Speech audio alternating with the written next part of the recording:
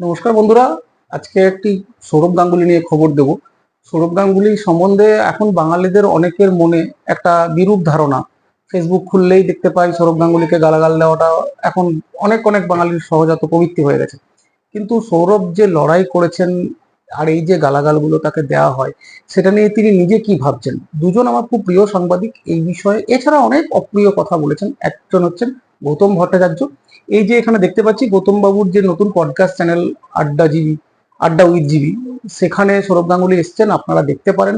সেখানে অনেক অপ্রিয় ওনাকে প্রশ্ন করা হয়েছে, গ্রেগ চ্যাপেল থেকে আরম্ভ করে একদম সিএবি কি এখন ওনার ছেড়ে দেওয়া উচিত কিনা, কে কে আর নিয়ে তিনি যখন পুনের ক্যাপ্টেন্সি করেছিলেন তখন তার বিরুদ্ধে তার নিজের শহরে যে মিছিল বেড়েছিল সেই নিয়ে আপনারা দেখতে পারেন।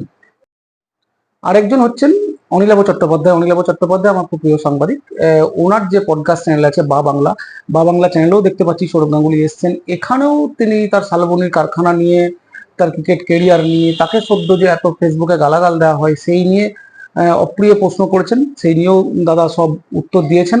তাই আপনারা এই বাংলা চ্যানেলে অনিলাভ চট্টোপাধ্যায়ের পডকাস্ট অবশ্যই দেখবেন, এবং প্রথমে যেটা বললাম গৌতম ভট্টাচার্যের আড্ডা উইথ জিবি, দুটো দেখলে সৌরভেরকে যে অপ্রিয় কথাগুলো ফেসবুকে লেখা হয় তারকে সেগুলো কি ডাক করেছেন, না বাপি বাড়ি যা ঢঙ্গে তিনি স্ক্রিপ্ট ছেড়ে উঠে তাদেরকে মাঠের বাইরে ফেলেছেন। দেখবেন, দেখে জানাবেন কেমন হলো। ধন্যবাদ।